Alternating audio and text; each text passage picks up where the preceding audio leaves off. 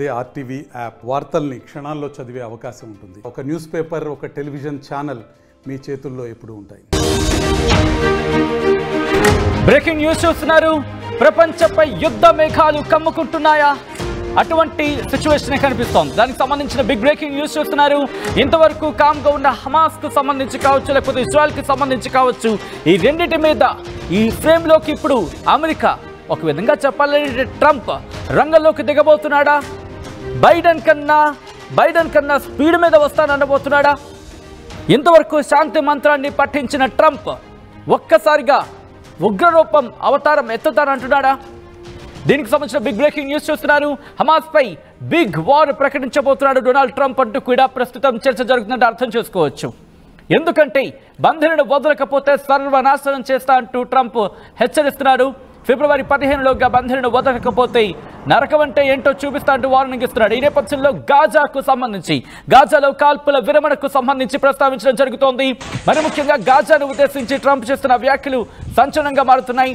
మరి ముఖ్యంగా ఈ మధ్యకాలంలో మాట్లాడుతున్న అంశాలకు సంబంధించి గాజాను ఆయన ఉద్దేశిస్తూ మాట్లాడుతున్నాడు. గాజాకు సంబంధించి వదిలేయండి, పాలస్తీనులు గాజా విడిచి వెళ్ళిపోండి.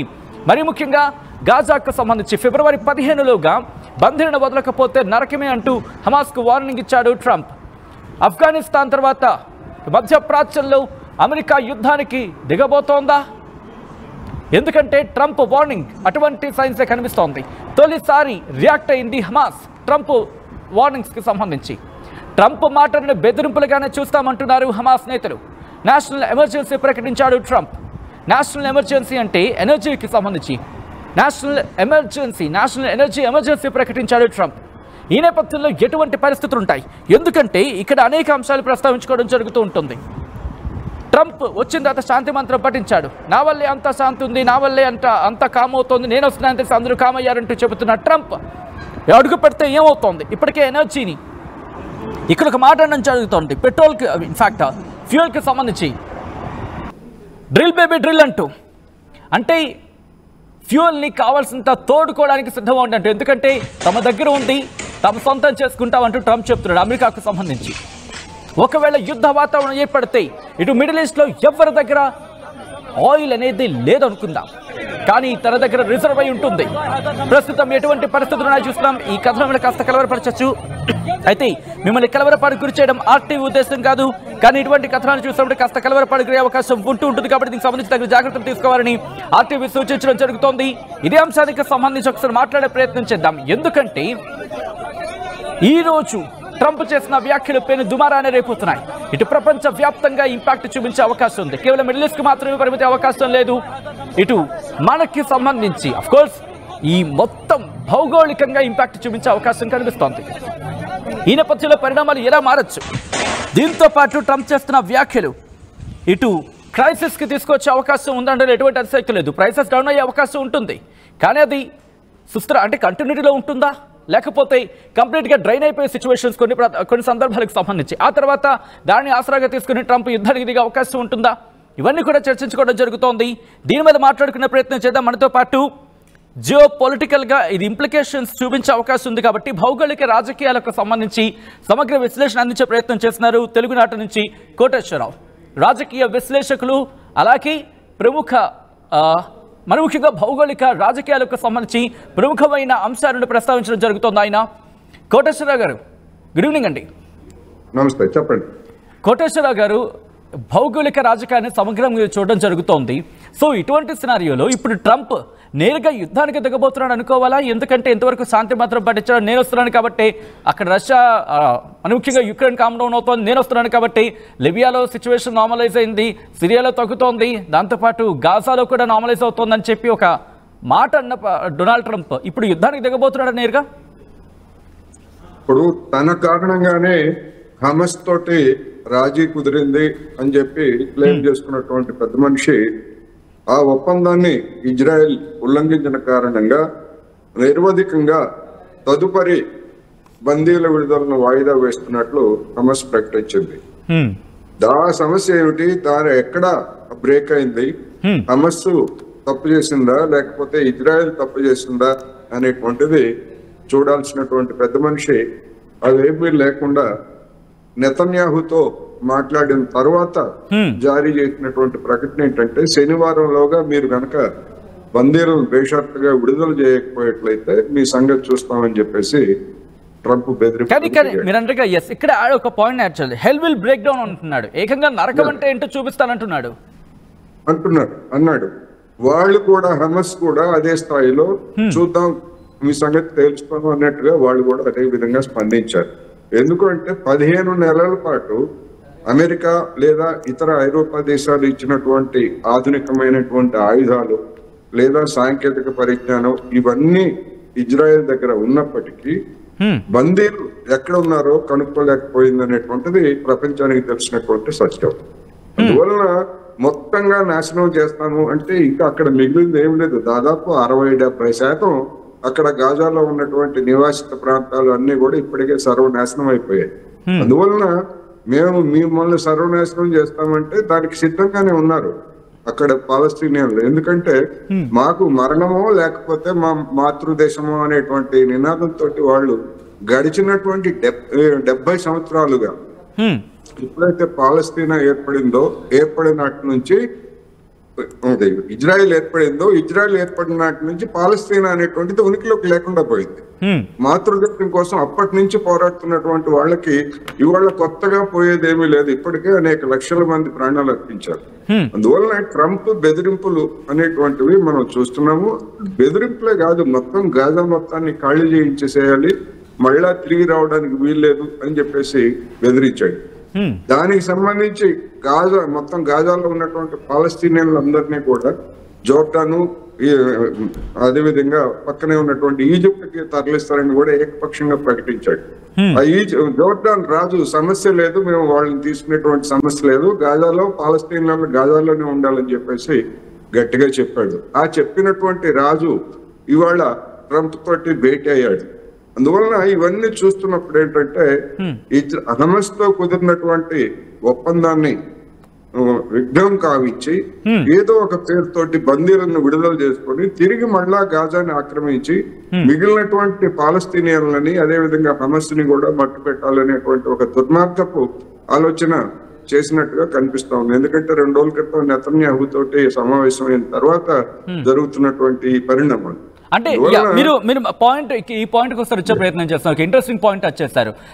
నెతన్యాహు కూడా ఒక అడుగు ముందుకేస్తాడు అనుకోవాలి. ఎందుకంటే నెతన్యాహు మాట్లాడుతున్న సందర్భంలో కూడా సౌదీ అరేబియా వెళ్ళిపోండి, పాలస్తీనియన్లు అది వదిలేయండి, గాజాను వదిలేయండి అన్న అర్థం వచ్చేలా మాట్లాడుతున్న పరిస్థితి. అంటే ఇప్పటికే ట్రంప్ నుంచి డైరెక్షన్స్ వచ్చాయి అనుకోవాలా, లేకపోతే ట్రంప్ ఉన్న ధైర్యంతో ఒక మాట జారాడు, లేకపోతే ఒక మాట వదిలేశాడు, లేక ఒక మాట మాట్లాడాడు అనుకోవాలా నెతన్యాహు?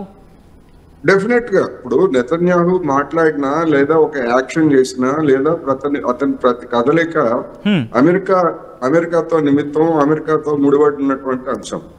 సౌదీ అరేబియాని ఎందుకు చెప్పాడు అంటే ఇప్పటి వరకు అంటే దాదాపు 1 ఏడాది క్రితం వరకు సౌదీ అరేబియా అమెరికా తమ ఫోల్డ్ లో ఉందనుకున్నారు అమెరికన్.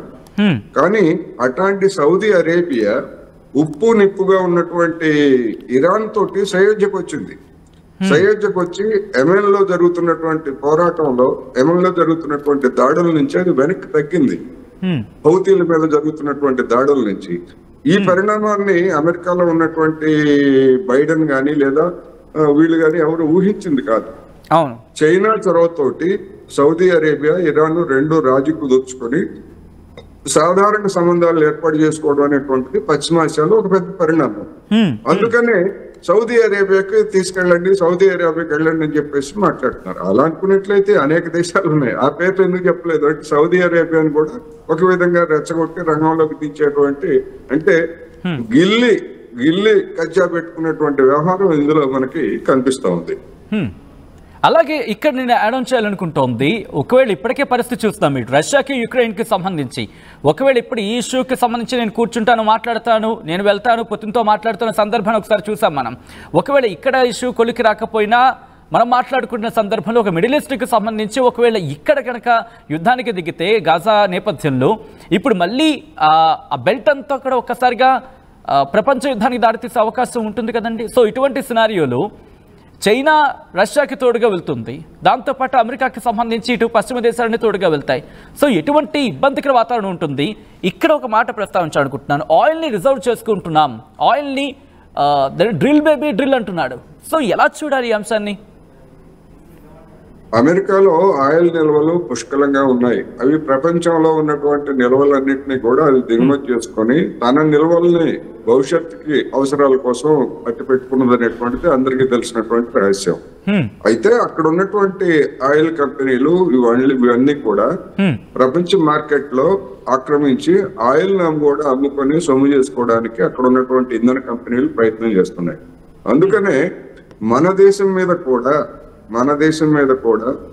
అమెరికా నుంచి ఆయిల్ ను కొనాలనేటువంటి ఒత్తిడి గత 2-3 సంవత్సరాలుగా జో బైడెన్ హయాంలోనే ప్రారంభమైంది.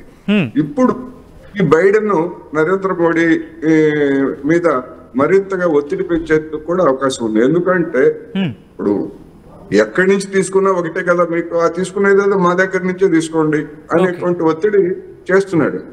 ఎందుకు చేస్తున్నాడు అంటే భారత్ అమెరికాల మధ్య వాణిజ్యంలో భారత్ మిగుల్లో ఉంది.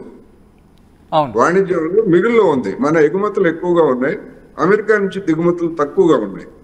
అందువల్ల ఆ మిగుల్ని మీరు తగ్గించాలంటే మా దగ్గర ఉన్నటువంటిది ఆయిలే కనుక ఆయిల్ మీకు పశ్చిమాసియా దేశాల నుంచి ఇచ్చేటువంటి ధరలకే మేము ఇస్తాం కనుక మా దగ్గర నుంచి ఎందుకు తీసుకోరనేటువంటిది అమెరికా వాదన. ఒకవేళ అదే తీసుకున్నట్లయితే ఇప్పటికే ఉన్నటువంటి ఇరాన్ లేకపోతే ఇరాక్, ఇప్పుడు సౌదీ అరేబియా, కువైట్ ఇట్లాంటి దేశాల నుంచి ఆయిల్ మానేసి అమెరికా దగ్గర కొనడం మనం మొదలుపెట్టేట్లయితే మనకి సెక్యూరిటీగా ఉండేటువంటి అంటే భద్రతగా ఉండేటువంటి ఈ ఆయిల్ సోర్స్ పోయిన తర్వాత అమెరికా మన జుట్టు పట్టుకుంటుంది. అది బ్లాక్ మెయిల్ చేసి ధరలు పెంచినా ఇంకోటి చేసినా గానీ అప్పుడు మనం ప్రమాదంలో పడతాం. అందుకని భారత ప్రభుత్వం కూడా ఈ ఒత్తిడికి గత 2 సంవత్సరాలుగా లొంగటం లేదు. నరేంద్ర మోడీ గారికి ఎంత ట్రంప్ మీద ప్రేమ ఉన్నా లేకపోతే కౌగిలింతలు కోటేశ్వర గారు అప్పుడంటే బైడెన్ కాబట్టి బైడెన్ మాటని పెద్దగా పట్టించుకోలేదు. ఉల్లంఘించిన సందర్భం అంటే రష్యా యుక్రెయిన్ కి సంబంధించి నీ పని మీదే మా పని మాదే, నేషనల్ ఇంట్రెస్ట్ లో మేము మా పని చేసుకెళ్ళిపోతాం అని చెప్పి ఎన్ని ఆంక్షలైనా ఎన్ని సుంకాలు విధించినా పట్టించుకోలేదు. కానీ ఇక్కడ ఉంది ట్రంప్, ఎవడి మాట విండు. సో ఇటువంటి సినారియోలు కూడా ఇది వర్కౌట్ అయ్యే అవకాశం ఉంటుందా? ఇప్పుడు ట్రంప్ ఎవరి మాట వినడు సీతయ్య అని అనుకున్నప్పటికీ ట్రంప్ ఒక స్థాయి వరకు మాత్రమే ఇలాంటి యాక్షన్ చేయగలడు తప్ప ఒక పరిధికి మించిపోయేటువంటి అవకాశాలు ట్రంప్ కూడా ఉండవు. ఎందుకంటే ట్రంప్ వదరబోతుతనం అనేటువంటిది ఒక వాస్తవం. At the same time America ఆర్థిక వ్యవస్థలో ఉన్నటువంటి సంక్షోభం కూడా దీనికి తోడైంది. అయినంత మాత్రాన ఇవాళ ప్రపంచ యుద్ధానికి అమెరికా దోహదం చేస్తుందని నేనైతే అనుకోవట్లేదు. ఎందుకు అంటే ఇప్పటి వరకు జరిగినటువంటి 2వ ప్రపంచ యుద్ధం తర్వాత జరిగినటువంటి వివిధ ప్రాంతాల్లో జరిగినటువంటి అమెరికా ప్రత్యక్షంగా పాల్గొన్నటువంటి దాడుల్లో ఎక్కడా అది విజయం సాధించలేదు. వియత్నాం గాని చివరకు ఆఫ్ఘనిస్తాన్ లో కూడా తాలిబాన్లను కాళ్ళు పట్టుకొని అరే బాబు మమ్మల్ని వెళ్ళనివ్వంటారా ప్రాణాలతో, మమ్మల్ని మా ఆయుధాలు మా సామాగ్రి అంతా మీకే ఇచ్చేస్తామని చెప్పేసి బతిమలాడుకొని ఒప్పందం చేసుకుని వెళ్ళినటువంటి చరిత్ర మన కళ్ళ ముందే జరిగింది.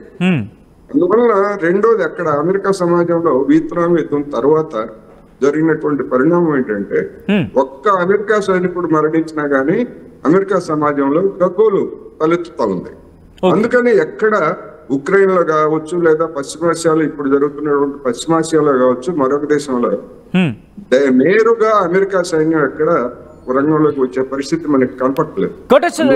కంటిన్యూ చేసే ముందు ఒక క్వశ్చన్ స్ట్రైక్ అయింది నాకు. గాజాకు సంబంధించి రీసెంట్ గా కొన్ని ఫొటోస్ వీడియోస్ ప్రకారం అర్థమవుతుంది ఏంటంటే ఇజ్రాయెల్ అంతా మళ్ళీ దాడి చేసింది, ఇక్కడ కాల్పుల ఉల్లంఘన పాటించింది అంటూ ఇక్కడ హమాస్ ఆరోపిస్తున్న పరిస్థితి. సో అలాంటిది మమ్మల్ని అంటే ఎలా, ముందు మీరు ఇజ్రాయెల్ని అక్కడ సమయం పాటించమని చెప్పండి అంటూ కూడా చెబుతున్న పరిస్థితి హమాస్కి సంబంధించి. ఎలా చూడాలి దీన్ని? ఎందుకంటే ఇక్కడ కోరండి గొడవను టచ్ చేస్తుందా లేకపోతే కోరండి కెలుకుతుందా అనుకోవాలా ఇక్కడ అమెరికా? ఎందుకంటే హమాస్ తోటి కాల్పుల విరమణ ఒప్పందం చేస్తున్నటువంటి ఇజ్రాయిల్ ఏ రోజైతే అక్కడ ఒప్పందం అమలుకు ప్రారంభించి కొంతమంది బందీలని అది తీసుకొని తమ దగ్గర ఉన్నటువంటి పాలస్తీనా ఖైదీలను విడుదల చేసిందో అదే రోజు పాలస్తీనాలో మరొక ప్రాంతమైనటువంటి వెస్ట్ బ్యాంక్ లో అక్కడ ఉన్నటువంటి పాలస్తీనియన్ల మీద దాడులు ప్రారంభించింది ఇజ్రాయెల్ మిలిటరీ. అనేక మందిని చంపేసింది. అక్కడ అంటే గాజాలో ఉద్రిక్తతలు అనేటువంటివి ఒక దశలో ఉంటే మరొక చోట వెస్ట్ బ్యాంక్ లో అదే విధమైనటువంటి ఉద్రిక్తతలను సృష్టించడానికి అంటే డైవర్ట్ చేయడానికి ఇజ్రాయెల్ అప్పటి నుంచి ప్రారంభించింది. అందువలన ఈ అమెరికా లేదా ఇజ్రాయెల్ లేదా ఈ విదేశాల కుట్రలని మనం అర్థం చేసుకోవాలంటే ఇవన్నీ కూడా ఒకదానికొకటి లింక్ చూసుకుంటే తప్ప మనకు తెలియదు. అందుకని ఇప్పుడు నెతన్యాహుతో మాట్లాడిన తర్వాత ట్రంప్ లేదా అక్కడ ఇజ్రాయెల్ ఒప్పంద ఉల్లంఘన ఇవన్నీ చూసినప్పుడు ఏంటంటే మళ్ళా ఒక చిచ్చు రేపడానికి ప్రయత్నం చేస్తున్నారు, పథకం వేశారనేది కనిపిస్తా ఉంది. అయితే అది ఏ రూపంలో వస్తుంది ఏమిటి అనేటువంటిది మనకి 1-2 రోజులు వెళ్ళిన తర్వాత కానీ స్పష్టత కాదు. ఇప్పటికైతే మాత్రం ఏదో సంథింగ్ తేడా వస్తా ఉంది, కుట్ర జరుగుతూ ఉంది. అది ఆ కుట్ర ఎట్లా ఉంటుంది ఏమిటనేటువంటిది మనం చూడాల్సి.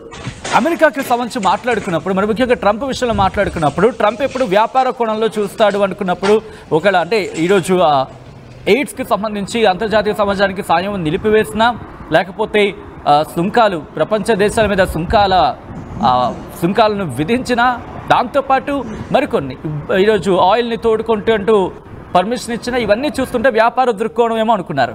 కానీ ఇప్పుడు వ్యాపార దృక్కోణం కాదు, ప్రపంచానికి సంబంధించి. ఎందుకంటే ఈరోజు నేషనల్ ఎనర్జీ ఎమర్జెన్సీ కూడా ప్రకటించిన పరిస్థితి. సో ఇవన్నీ చూస్తున్నప్పుడు ఇది కేవలం వ్యాపార కోణంలోనే చూడాలా లేకపోతే ఇటు మిడిల్ ఈస్ట్కి సంబంధించి యుద్ధ సంకేతాలు పంపిస్తున్నాడు ట్రంప్ అనుకోవాలా? ఎలా చూడాలండి కోటేశ్వర గారు దీన్ని? వ్యాపారమే అయ్యేట్లయితే దాని తీరుతెన్నులు భిన్నంగా ఉంటాయి. కానీ ట్రంప్ మాటల్లో వ్యాపారం ఒక్కటే కనిపించట్లేదు. నాకు గ్రీన్లాండ్ కావాలని చెప్పేసి డిమాండ్ చేశాడు. కావాలంటే మీరు అక్కడ రిఫరెండం పెట్టుకుని మేము డబ్బులు ఇస్తాం గ్రీన్లాండ్ అన్నాడు. గ్రీన్లాండ్ ఎందుకు బాబు నీకంటే అక్కడ ఆ సముద్ర ప్రాంతంలో రష్యా చైనా నౌకల కదలికల గురించి మేము పరిశీలించాల్సిందని చెప్పాడు. అదే పనామా కాలువని మాకు అప్పగించాలి, అది మాకు అవసరం, మా భద్రత రీత్యా అమెరికా భద్రత రీత్యా పనామా కాలువ అవసరం అని చెప్పేసి పనామా కాలువ గురించి చెప్పాడు. ఇట్లా అనేకమైనటువంటి అంశాలన్నింటినీ కూడా ముందుకు తీసుకొస్తున్నటువంటి ట్రంప్ కేవలం వాణిజ్యమే అయ్యేట్లయితే వాణిజ్యానికి సంబంధించి ఆల్రెడీ చైనా తోటి వాణిజ్య పోర్లో అంతకుముందే అప్పుడే ప్రారంభించాడు, మొదటిసారి చేస్తున్నాడు. కానీ ఇప్పుడు తాజాగా మొత్తం చైనా లేదా మెక్సికో కెనడాలే కాకుండా ఏ దేశం నుంచి వచ్చేటువంటి అల్యూమినియం లేదా స్టీల్ ఉత్పత్తుల మీద కూడా 25% పన్ను విధిస్తానని చెప్పేసి ఒక హెచ్చరిక చేశాడు. ఇది ఎప్పుడు చేశాడు?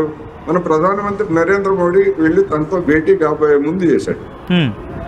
ఎందుకంటే స్టీల్ ఉత్పత్తులు చైనా లేకపోతే కెనడా మెక్సికో నుంచి పెద్ద ఎత్తున ఉన్నప్పటికీ వాటితో కంపేర్ చేసుకున్నప్పుడు మన దేశం నుంచి చాలా తక్కువే. కానీ ఆ తక్కువ కూడా వాటికి కూడా భయపడి నిన్న ఈ రోజు మన స్టాక్ మార్కెట్ ఏ విధమైనటువంటి కుదేలైందో నెత్తుటేదు పారినట్టుగా బ్లడ్ బాత్ అనేటువంటి పేరుతోటి మనం చూసాం. వాడు అంటే ఈ పాయింట్ కూడా మాట్లాడుకునే ప్రయత్నం చేద్దాం. అది కూడా ఒక ఇంట్రెస్టింగ్ పాయింట్. అంటే ఇప్పుడు కనుక ట్రంప్ తీసుకున్న నిర్ణయం కావచ్చు లేకపోతే ట్రంప్ ఇస్తున్న సంకేతాలు కావచ్చు ఒకవేళ ప్రపంచ యుద్ధ వాతావరణానికి దారితీస్తే నేరుగా అమెరికానే రంగంలోకి దిగి గాజా మీద యుద్ధానికి దిగితే ఎలా మారే అవకాశం ఉంది? మరి ముఖ్యంగా మార్కెట్ల మీద ఇప్పటికే ఎఫ్డిఐలు ఈ ఫారెన్ ఇన్వెస్టర్స్ వెళ్ళిపోతున్నారు మన దగ్గర నుంచి. సో ఎలా మారే అవకాశం ఉంటుంది? ప్రపంచవ్యాప్తంగా ఎటువంటి సినారియోస్ ఉంటుంది? మరి ముఖ్యంగా మిడిల్ ఈస్ట్ మీద ఎటువంటి దెబ్బ పడుతుందండి? మిడిల్ ఈస్ట్ మీద ఇప్పటికే మిడిల్ ఈస్ట్ ఒక నిప్పుల కుంపట్లాగా ఉంది. దాని మీద ఏ విధమైనటువంటి ఒత్తిడి పెంచినా లేదా ఏ విధమైనటువంటి దాడి చేసినా గానీ అక్కడ జరిగేటువంటి పరిణామాలని మనం ఊహించలేము.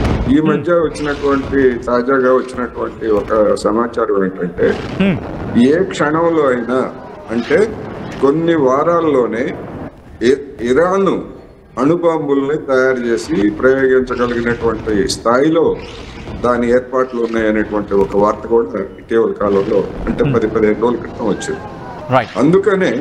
అందుకనే ఇరాన్ అణు కేంద్రాల మీద దాడి చేయాలని చెప్పేసి నెతన్యాహు ఉత్సాహపడితే వద్దురా బాబు అని చెప్పేసి జో బైడెన్ నెతన్యాహుని ఆపినట్టుగా కూడా వార్తలు వచ్చాయి. కారణం ఏమిటంటే గతంతో పోలిస్తే అణు టెక్నాలజీ అనేటువంటిది ఇవాళ గతంలో కొన్ని సంవత్సరాలు పట్టేది, కానీ అటువంటి దాన్ని చైనా అనుసరించినటువంటి పద్ధతులు అంటే అణు బాంబులను తయారు చేయడానికి కార్యక్రమం ఒకవైపు, ఆ బాంబులను మోసుకెళ్లేటువంటి రాకెట్లు లేకపోతే మిసైల్స్ ని సైమల్టేనియస్ గా తయారు చేస్తుంది. గతంలో అమెరికా చేసింది ఏంటంటే ముందు బాంబు తయారు చేసి తర్వాత దాన్ని మోసుకెళ్ళడానికి అవసరమైన చేసింది, కానీ ఇప్పుడు అట్లా కాదు. దేనికదే సైమల్టేనియస్ గా తయారు చేసి అసెంబ్లీ చేసేసి 2-3 వారాల్లోనే వేయడానికి వీలైనటువంటి చేస్తున్నారు. కోటేశ్వర మీరు అన్నట్టుగా చాలా అయితే పరిణామాలు అయితే మనకు కనిపిస్తున్నాయి. మీరు అన్నట్టుగా ఒక్కసారిగా యుద్ధ వాతావరణం కమ్ముకునే సిచ్యువేషన్ ఏం జరుగుతుందని వేచి చూడాల్సింది. But thank you so much Koteswara garu, ఆర్టీవీతో జాయిన్ అయ్యి విశ్లేషణ అందించే ప్రయత్నం చేసినందుకు. మొత్తానికైతే మాత్రం ప్రపంచానికి యుద్ధ మేఘాలు కమ్ముకోబోతున్నాయా? హమాస్ మీద యుద్ధానికి ట్రంప్ సంకేతాలు ఇచ్చాడా అంటే అవుననే మాట వినిపిస్తోంది. ఇంతవరకు గాజాపై ఇజ్రాయెల్ మాత్రమే యుద్ధానికి దిగిన పరిస్థితి. వెనకాల ఉండి సామాగ్రి దాంతోపాటు సామాన్లు కావచ్చు, సామాగ్రి కావచ్చు, దాంతోపాటు ఆ ఫైటర్ జెట్స్ కావచ్చు, ఇటు అమెరికా అందించింది అనే వార్తలు మాత్రమే చూసాం. కానీ ఇప్పుడు నేరుగా ట్రంపే రంగంలోకి దిగబోతున్నాడా అంటే దాదాపుగా ఇటు భౌగోళిక రాజకీయ విశ్లేషకులు కావచ్చు వినిపిస్తున్న మాట, చెబుతున్న మాట, కనిపిస్తున్న మాట ఒకటి. ట్రంప్ సంకేతాలు చూస్తూ ఉంటే ఇటు గాజా మీద అమెరికా యుద్ధానికి దిగే అవకాశం ఉండేటట్టు కనిపిస్తోంది అనే చర్చ జోరందుకుంటోంది. ఎందుకు అంటే ఒకటే అంటున్నాడు ట్రంప్, మరీ ముఖ్యంగా బంధువులను వదిలై, ఓయ్ హమాస్ గుర్తు పెట్టుకో, బంధువులను వదిలై, లేకపోతే చుక్కలు చూపిస్తా అంటున్నాడు. హమాస్ మీద యుద్ధానికి ట్రంప్ సిద్ధం కాబోతున్నాడా? బంధువులను వదలకపోతే సర్వనాశనం చేస్తా అంటున్నాడు ట్రంప్. హెచ్చరికలు జారీ చేస్తున్నాడు. ఫిబ్రవరి 15లోగా గాజాలో ఉన్న ఇజ్రాయెల్ బంధీలను వదలకపోతే నరకం అంటే ఏంటో చూపిస్తానంటూ వార్నింగ్ ఇస్తున్నాడు డొనాల్డ్ ట్రంప్. మరి ముఖ్యంగా ఇన్ని రోజులు సుంకాలకు సంబంధించి మాట్లాడిన ట్రంప్, ఇటు ప్రపంచ దేశాలకు సంబంధించి మాట్లాడిన ట్రంప్, ఇంతవరకు ఇల్లీగల్ ఇమిగ్రేషన్స్ అంటూ మాట్లాడిన ట్రంప్ ఒక్కసారిగా తన రూటు మార్చాడా అంటే అవుననే మాట వినిపిస్తోంది. అటువంటి విశ్లేషణలు వినిపిస్తున్నాయి. ఇటు గాజా మీద ఒక్కసారిగా ఎందుకు రూటు మార్చాడు? మరి ముఖ్యంగా ఇటు గ్రీన్లాండ్కి సంబంధించి మాట్లాడిన సందర్భాన్ని చూసాం, పరమా కాలువకి సంబంధించి మాట్లాడిన సందర్భాన్ని చూసాం. కానీ అప్పుడెప్పుడు రాని విశ్లేషణలు కావచ్చు, అప్పుడెప్పుడు రాని ఆ వాగ్ధాటి కావచ్చు, లేకపోతే విశ్లేషణలు కావచ్చు, ఈరోజు గాజా విషయంలో ఎందుకు వస్తున్నాయి అనేది ఇప్పుడు సంచలనంగా మారింది. ట్రంప్ వార్నింగ్ పై తొలిసారి రియాక్ట్ అయింది హమాస్. ట్రంప్ మాటలని బెదిరింపులుగానే చూస్తామంటోంది హమాస్. మరి ముఖ్యంగా ఒకటే చెబుతోంది హమాస్, ట్రంప్ మాటని మేము పెద్దగా పట్టించుకోం అని ఇండైరెక్ట్గా చెబుతోంది. ఈ నేపథ్యంలో ఒక్కసారి అక్కడ ఎటువంటి పరిస్థితులు ఉన్నాయి? గాజా మీద రీసెంట్గా దాడికి దిగింది ఇజ్రాయెల్, కాల్పుల వల్ల కనుక పాల్పడిందంటూ కొన్ని వీడియోలు చక్కలు కొడుతున్న ఆ వీడియో మీరు కూడా చూసేయండి.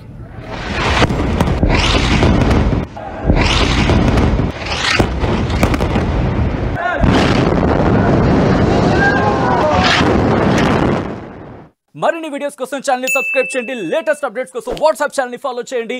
అండ్ లింక్ డిస్క్రిప్షన్ లో ఉంది.